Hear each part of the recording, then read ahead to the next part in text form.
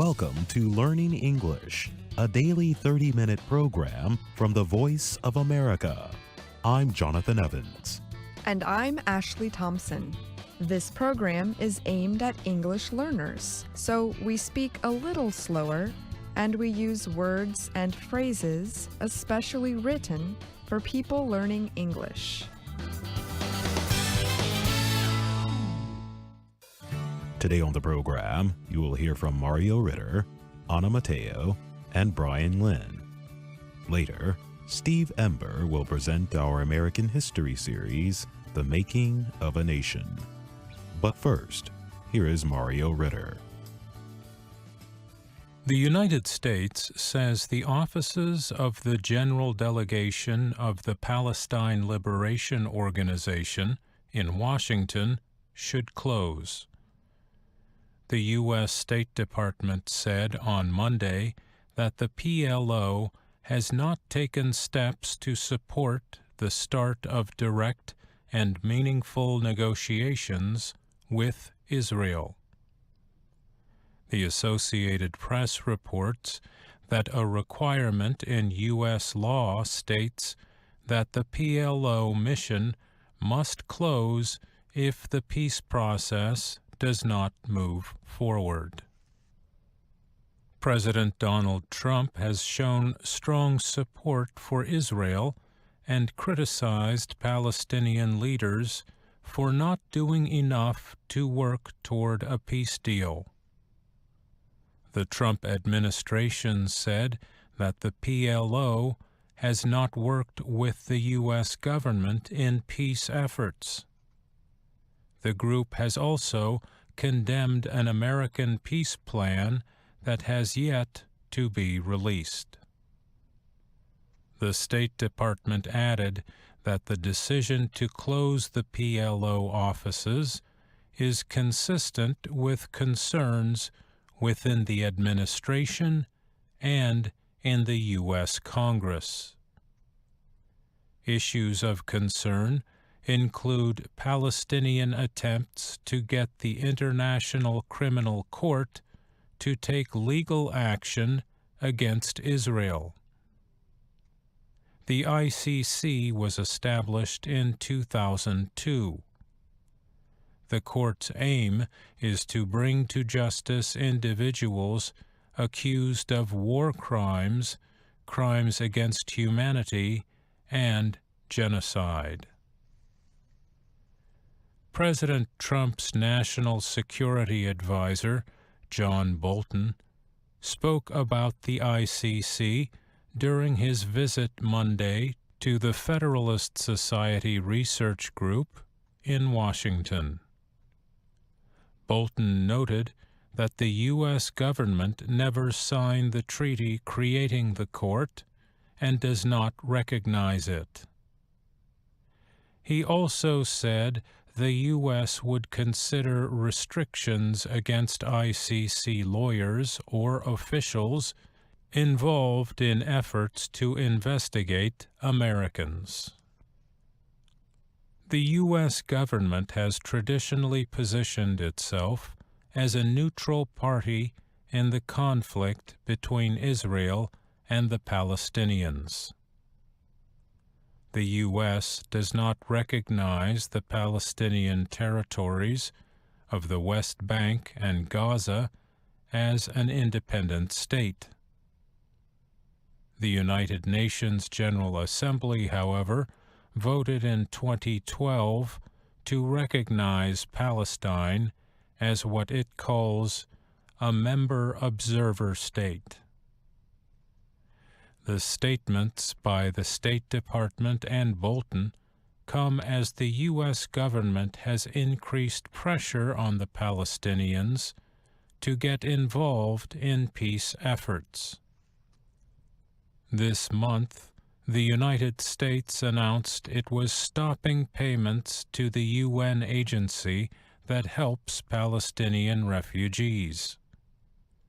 The U.S. government supplies nearly 30% of the budget for the UN Relief and Works Agency.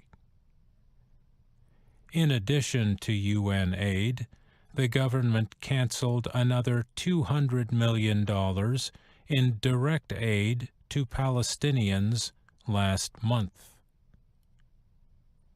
The PLO denounced the decision to close its Washington offices. PLO Executive Committee member Hanan Ashrawi said the U.S. policy was unfair. She said, through its actions, the U.S. seeks to punish the Palestinian people as a whole. I'm Mario Ritter.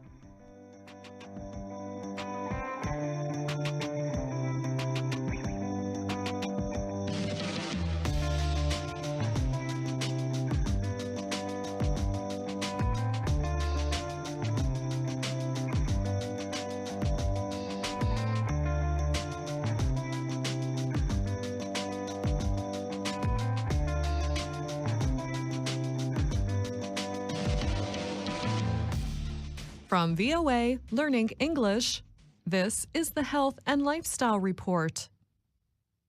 Breakfast, the first meal of the day. Some people love it. They look forward to breaking their nighttime fast with a big meal. Others may like to eat something small. For those who skip breakfast altogether, this article might not be for you. There are many common foods shared between countries, although they may be cooked differently. But whichever side people fall on, a big breakfast or small one, chances are it involves a cup of coffee or tea. Americans are not very creative people when it comes to breakfast. That's not to say there aren't many choices. There are. Common breakfast foods are bacon and eggs, bagel with cream cheese, pancakes or waffles with a side of sausage, a sandwich with egg, cheese, and vegetables, oatmeal topped with dried fruit and nuts. Or, if we're in a hurry, a bowl of cold cereal with milk. But some foods are simply not on the family breakfast menu. Things such as a whole fish, olives, tofu, pasta, or rice. In fact, if you serve salmon left over from dinner for breakfast, you may hear people say, "That's not a breakfast food." So, what does breakfast look like around the world? We looked at several websites to find out. On BuzzFeed.com, writer Julie Gerstein lists 28 breakfasts from around the world. And in the UK, writer April Walago did the same for The Independent. In some areas of the world, breakfast includes just about anything. There is seemingly nothing that is not a breakfast food. Turkey is one such place. People in Turkey seem to have endless choices for breakfast. A morning table may have eggs, bread with butter, honey, or jam, tomatoes, cucumbers, olives, Turkish sausage, and tea are also common dishes in a Turkish breakfast.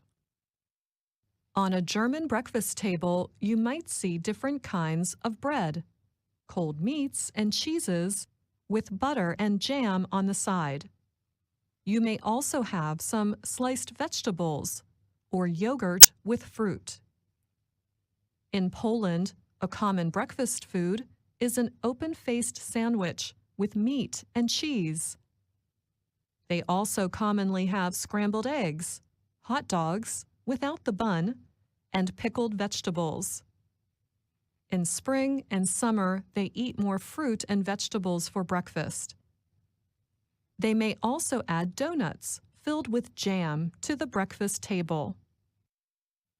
Several food websites also say that Koreans eat the same foods at breakfast that they may eat at lunch and dinner. So you might have rice, kimchi, a traditional spicy pickled cabbage, soups with tofu and pickled vegetables. One website says Korean people like to add any leftovers from dinner the night before to breakfast, which is simply a great idea. A typical breakfast in Japan may look the same. People may begin their day eating rice with pickled vegetables, fish, or egg, and miso soup. In a country as large as China, breakfast looks different from region to region. People may eat a fried dough called youtiao with a cup of warm milk, or rice soup with pickled vegetables. Or you may have a hot roasted sweet potato. In some parts of China, breakfast could be noodles with vegetables and meat. India is the same. Breakfast in each part of the country can look very different. One common meal might be pan-fried bread served with vegetables and a variety of chutneys or sauces. A breakfast in Mexico could be as hearty as beans, eggs, cheese, and tomato on top of a toasted corn tortilla. Or it could be as simple as a churro, a thin, deep-fried dough topped with sugar and cinnamon, dipped in coffee or hot chocolate. In the Andalusian part of Spain, you might simply have a crusty roll with olive oil and salt on top to go with your coffee. In Cuba, grilled buttered bread, or tostado, with coffee and milk is a common breakfast as well. People in Mozambique may eat breakfast sandwiches made with eggs or fish. The website Awesome Amsterdam lists some of the most famous breakfast foods of the Netherlands. Many people there like to eat bread with a fried egg, meat, cheese, or thin slices of chocolate. A ham and cheese sandwich is also a common breakfast food.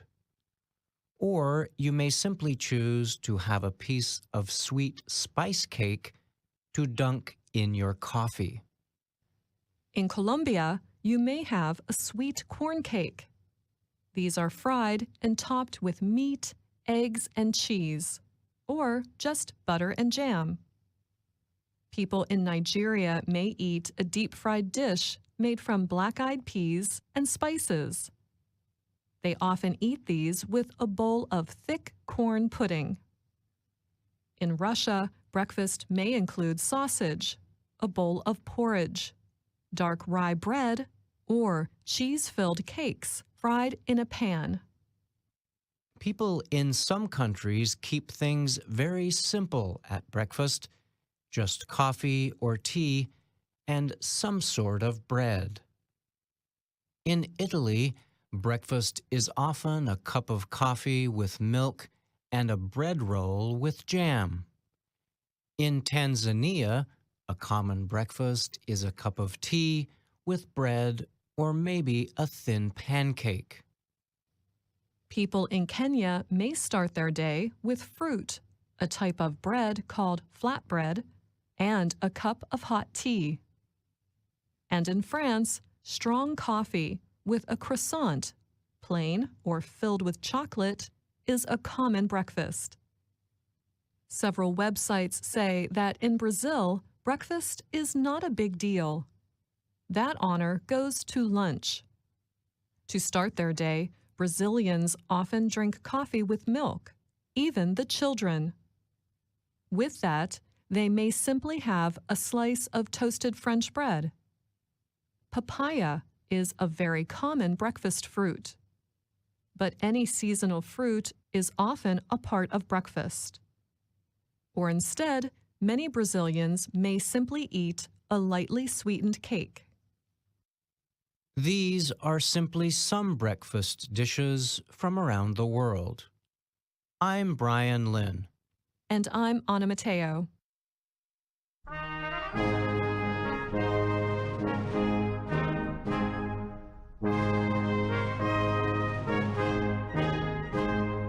Welcome to The Making of a Nation, American History in VOA Special English. I'm Steve Ember. A stunning and cowardly strike on the United States.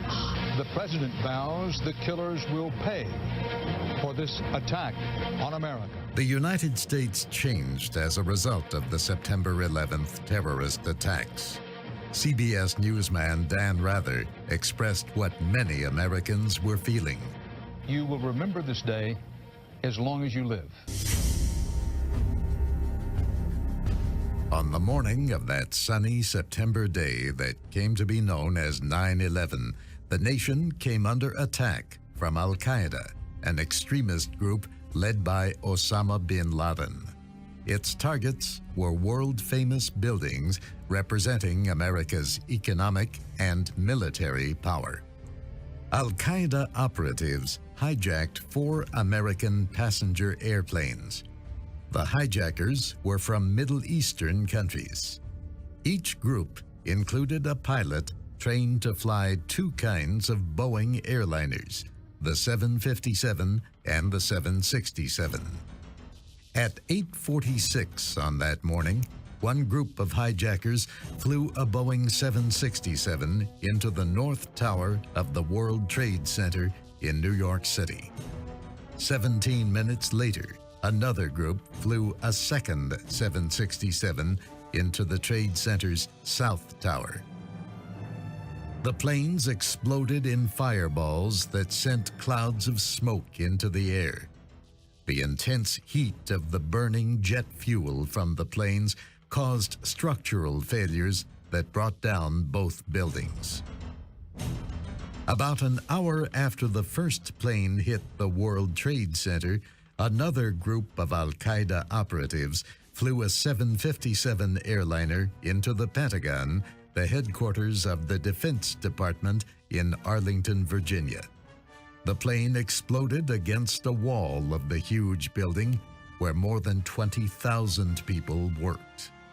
A fourth group had taken control of another 757, but some of the passengers on that flight, United 93, had heard about the terrorist attacks through phone calls to their families.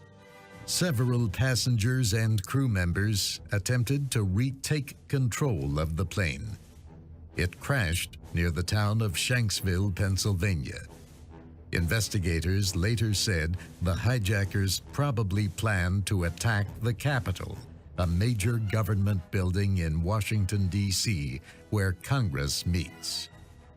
There was also concern that the White House could have been a target. The 9/11 attacks saw the worst loss of lives on American soil since Japan attacked Pearl Harbor in 1941. That attack caused the United States to enter World War II. The pictures of airplanes flying into buildings, fires burning, huge structures collapsing, have filled us with disbelief, terrible sadness, and a quiet, unyielding anger. As expressed by President George W. Bush on 9/11, the attacks left Americans in a state of shock and disbelief. But that was soon replaced by anger and a resolve that such events would not be allowed to happen again. These acts of mass murder were intended to frighten our nation into chaos and retreat. But they have failed. Our country is strong. A great people has been moved to defend a great nation. Terrorist attacks can shake the foundations of our biggest buildings, but they cannot touch the foundation of America. These acts shatter steel, but they cannot dent the steel of American resolve. At Ground Zero, the site of the World Trade Center destruction, rescue efforts continued into the night. New York City Mayor Rudy Giuliani was asked if Arab American or Muslim groups in New York might be targeted due to the nature of the attacks. Just the opposite. They will receive extra protection. The particular individuals responsible and the groups responsible, that's up to law enforcement, and it's up to the United States government to figure out. And citizens of New York should, even if they have anger, which is understandable, it isn't their place to get involved in this.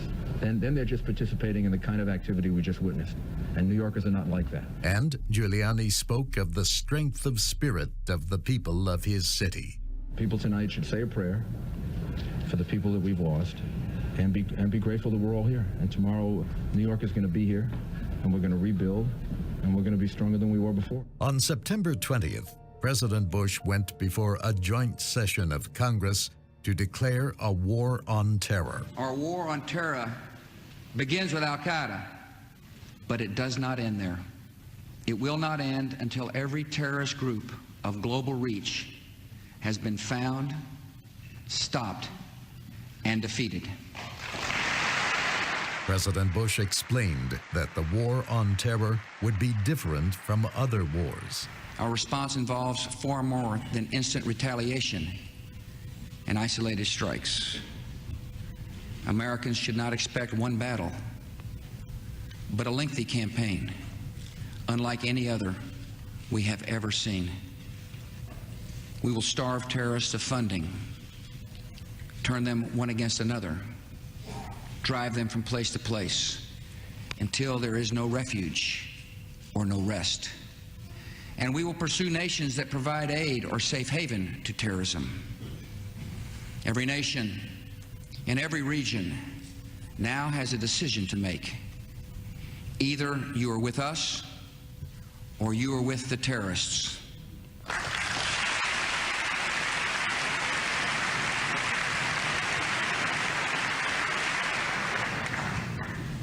From this day forward, any nation that continues to harbor or support terrorism will be regarded by the United States as a hostile regime. President Bush demanded that the Taliban rulers of Afghanistan stop sheltering Osama bin Laden and surrender him. The president also called on the Taliban to close terrorist training camps in Afghanistan. The Taliban refused. They demanded evidence that Osama bin Laden had been involved in the attacks of 9/11. They said that if such evidence was provided, he would be tried in an Islamic court. The United States refused to provide evidence.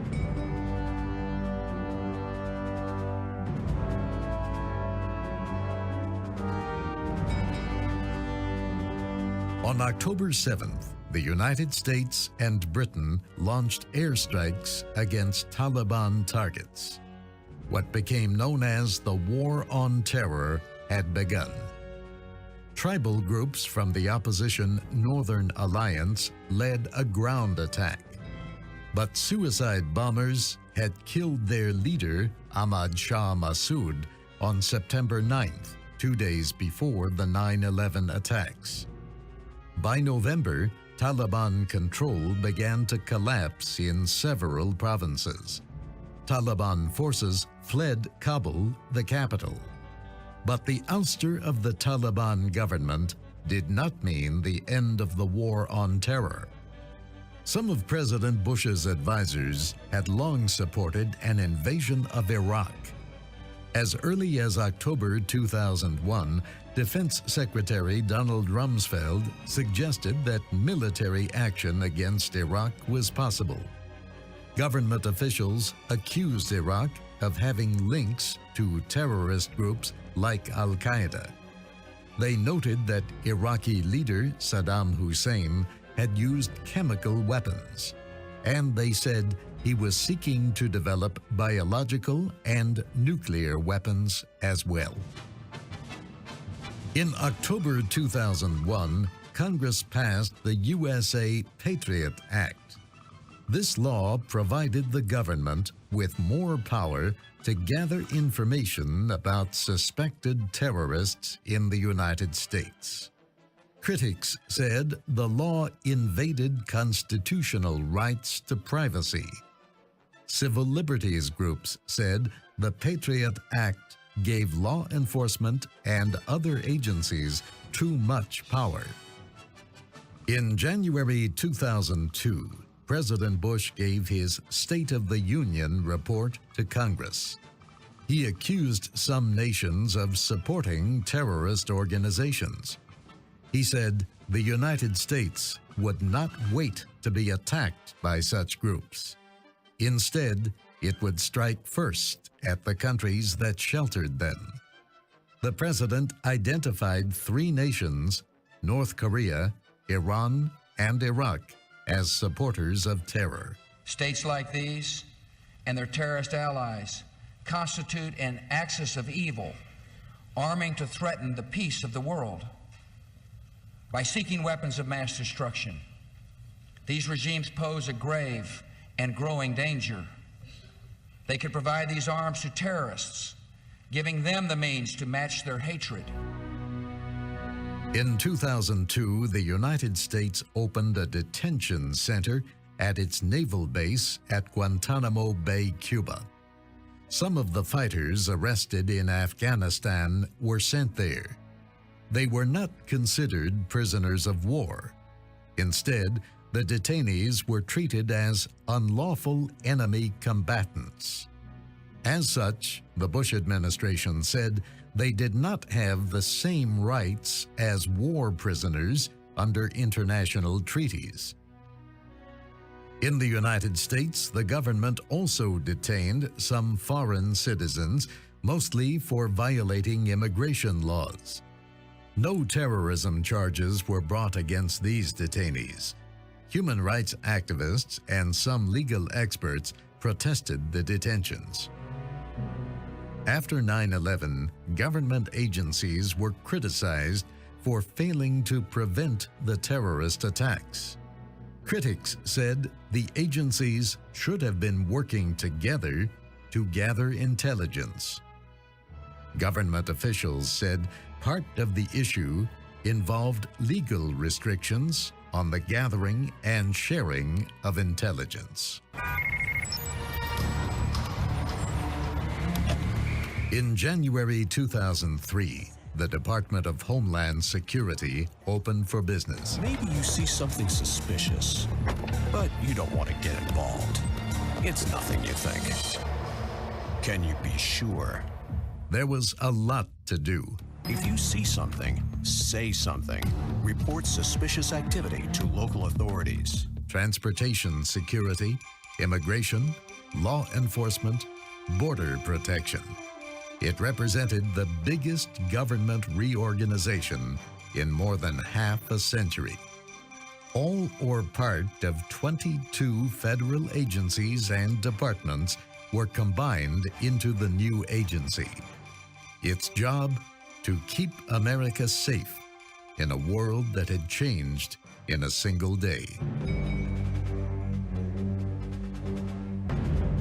The war on terror, which began after the 9/11 terrorist attacks on the United States, escalated in March 2003 when a coalition of American-led forces invaded Iraq. The mission, as stated by President Bush and British Prime Minister Tony Blair, was to disarm Iraq of weapons of mass destruction, to end Saddam Hussein's support for terrorism, and to free the Iraqi people. And that's our program for today. Listen again tomorrow to learn English through stories from around the world. I'm Jonathan Evans. And I'm Ashley Thompson.